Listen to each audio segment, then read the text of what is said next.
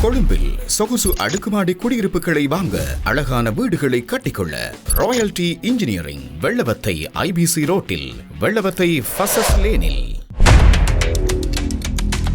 நாட்டின் சில பகுதிகளில் திடீரென ஊரடங்கு சட்டம் பிறப்பிக்கப்படுவதற்கும் சிறைச்சாலைகளுக்குள் எழும் அமைதியின்மைக்கும் ஆழமான தொடர்புகள் உண்டு.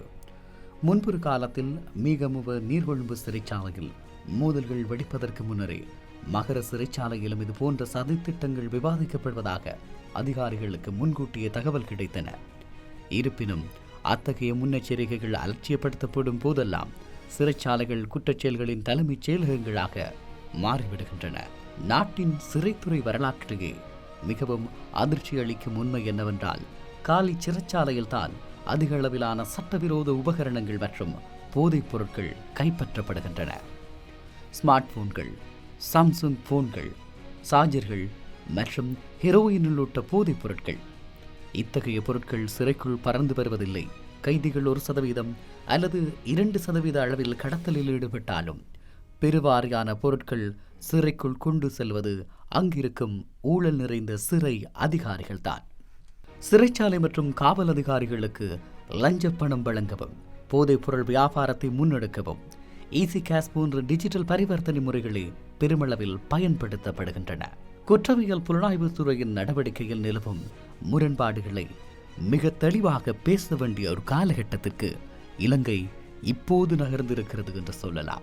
கரந்தனிய சுத்தாவினுடைய சகோதரரான ராஜு என்பவர் சுமார் 35 கொலைகளுக்கு பின்னணியில் இருந்தவர். வாரத்திற்கு 5 கொலைகள் வரை செய்ததாக கூறப்படும் ஒரு பயங்கர குற்றவாளி. இவர் கைது செய்யப்பட்டு தாய்நாட்டிற்கு அழைத்து வரப்பட்ட போதிலும் மிக குறுகிய காலத்திலேயே விளக்கமறியலில் அடைக்கப்பட்டு பூசா சிறைக்கு அனுப்பப்பட்டார். அதே நேரம் கனேமுல்ல சஞ்சீவ கொலை வழக்கில் உதவி செய்ததாக கூறப்படும் நபர்களோ அல்லது கெகல்பத்ர பத்மேவுடன் கைது செய்யப்பட்ட சிறிய உதவியாளர்களோ நீண்ட காலம் காவலில் வைத்து விசாரிக்கப்படுகிறார்கள். பணபலமும் செல்வாக்கும் உள்ள முக்கிய குற்றவாளிகள் மிக விரைவாக நீதிமன்ற விசாரணைக்கு உட்படுத்தப்பட்டு சிறைக்குள் தங்களின் சொகுசு வாழ்க்கையை தொடர வழிவகுக்கப்படுகிறது.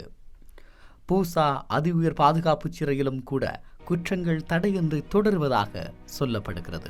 எஸ்டிஎஃப் அதிகாரிகள் கடுமையான சோதனைகளை மேற்கொண்டு போதைப்பொருள் மற்றும் போன் கடத்தல்களை தடுக்க முயல்வதாகவும், ஆனால் சிறைத்துறை அதிகாரிகளோ நாங்களும் ஜெயிலர்கள்தான், எங்களை ஏன் சோதனையிடுகிறீர்கள் என கூறி எஸ்டிஎஃப் அதிகாரிகளுடன் மோதலில் ஈடுபடுவதாகவும் தென்னிலங்கை ஊடகங்கள் குறியிட்டு காட்டிக் கொண்டிருக்கின்றன. எஸ்டிஎஃப் அதிகாரிகள் ஜெயிலர்களின் பக்கெட்டுகளை சோதித்து போதைப் பொருட்களை கண்டுபிடிக்கும் அளவுக்கு நிலைமை இப்போது தீவிரமாக இருப்பதாக கவலை வெளியிடுகிறது தென்னிலங்கை ஊடகங்கள். ஆக இப்போது தென்னிலங்கையின் நிலவரம் என்பது மிக மோசமானதாகவும் மிக பரிதாபகரமானதாகவும் மாறியிருக்கிறது.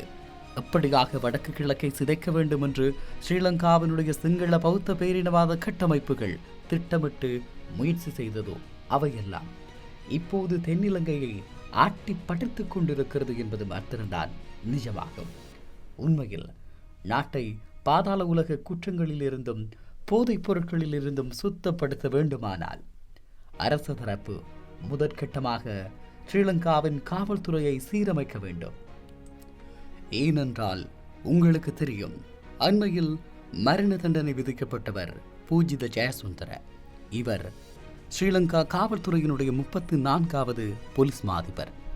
35வது போலீஸ் மா அதிபர் DM விக்ரமரத்ன தன்னைத்தானே துப்பாக்கியால் சுட்டு கொன்று தற்கொலை செய்து கொண்டதாக சொல்லப்படுகிறது. ஸ்ரீலங்காவின் 36வது காவல்துறை மா அதிபர் தேசபந்து தென்னகோ, இவர் ஒரு பயங்கரமான மிக மோசமான குற்றவாளி என சட்டமா அதிபர் நீதிமன்றத்தில் வாதிடுகிறார். அப்படியானால் ஸ்ரீலங்காவினுடைய காவல்துறையினுடைய அதி உயர் முகங்களே இவ்வாறு இறுக்கமாக இருந்தால் அடுத்து இருக்கக்கூடியவர்களுடைய நிலை என்ன என்கின்ற கேள்வி பிரதானமானதாக முன்வைக்கப்படுகிறது. 2வது கட்டமாக சிறைச்சாலை துறையை சுத்தப்படுத்த வேண்டும். சாதாரண காவலர் முதல் ஆணையாளர் வரை தவறு செய்தவர்கள் யாராக இருந்தாலும் தண்டிக்கப்பட வேண்டும். உங்களுக்கு ஞாபகம் இருக்கும், அனுராதபுரத்தில் ஜனாதிபதி பொது மன்னிப்பில் பெயரிடப்படாத ஒருவர் பெயரிடப்பட்டு அவர் விடுதலை செய்யப்பட்ட சம்பவம் உங்களுக்கு ஞாபகம் இருக்கும். ஆக சில அதிகாரிகள் லஞ்ச பணத்தில் மாளிகைகளை கட்டி தினசரி அடிப்படையில் பெருந்தொகை வருமானம் ஈட்டுவதாக குற்றச்சாட்டுகள் முன்வைக்கப்படுகிறது. சட்ட அமுலாக்கத்துறையும் நேர்மையாக செயற்படாதவரை சிறைச்சாலைகள் குற்றங்களை தடுக்கும் இடங்கமாக மாறாமல் குற்றங்கள் பெருக்கும் மையங்களாகவே நீடிக்கும் என்பதே கவலை தரக்கூடிய ஒரு விடயமாகும். சிறைச்சாலைகளுக்குள் மோதல்களும் போதைப்பொருள் பிணையமும். இப்படியான ஒரு சூழ்நிலையில் காலி சிறைச்சாலையில் பெருமளவில் மொபைல் போன்களும் போதைப் பொருட்களும் புழங்குவதாக கூறப்பட்ட குற்றச்சாட்டுகள் அண்மையில் நடந்த திடீர் சோதனைகளின் மூலமாக மீண்டும் உறுதியாகியுள்ளன. காலி சிறைச்சாலையில் ABCD ஆகிய 4 முக்கிய தொகுதிகளில் நடத்தப்பட்ட அதிரடி சோதனைகளில் 19 தொலைபேசிகள், கையடக்க தொலைபேசிகள், 11 சிம் கார்டுகள் மற்றும் நூற்றுக்கணக்கான ஹெரோயின் போதைப் பொருள் பொட்டணங்கள் உரிமையாளரற்ற நிலையில் அதிகாரிகளால் கைப்பற்றப்பட்டன. இவ்வளவு பெருமளவிலான பொருட்கள் பாதுகாப்பு சோதனைகளை தாண்டி எப்படி சிறை கூட்டங்களுக்குள் சென்றன என்ற கேள்விக்கு சிறை அதிகாரிகளுடனான ரகசிய கூட்டு மற்றும் லஞ்ச பரிமாற்றங்களே பிரதானமான காரணமாக நீடிக்கிறது. மேட்டியகுட, ஹிக்கடுவை போன்ற பகுதிகளில் T-56 ரக துப்பாக்கிகளால் தொடர் கொலைகளை செய்ததாக குற்றம் சாட்டப்பட்ட ராஜா கரந்தனிய சுத்தாவின் சகோதரர் இந்தியாவில் வைத்து பிடிக்கப்பட்டு ஏப்ரல் 2026 இலங்கைக்கு கொண்டு வரப்பட்டார். நீதிமன்ற பிடியான இருந்த போதிலும் கைது செய்யப்பட்ட குறுகிய காலத்திலேயே அவர் பாதுகாக்கப்பட்ட பூசா சிறைச்சாலைக்கு மாற்றப்பட்டார். பூசா சிறைச்சாலைக்குள் இருந்து கொண்டே சிறப்பு அதிரடிப்படையின் தீவிரமான கண்காணிப்பையும் மீறி போதைப்பொருள் வலையமைப்புகளும் தகவல் பரிமாற்றங்களும் தொடர்ந்து நடப்பதாக உளவுத்துறை வட்டாரங்கள் தெரிவிக்கிறது.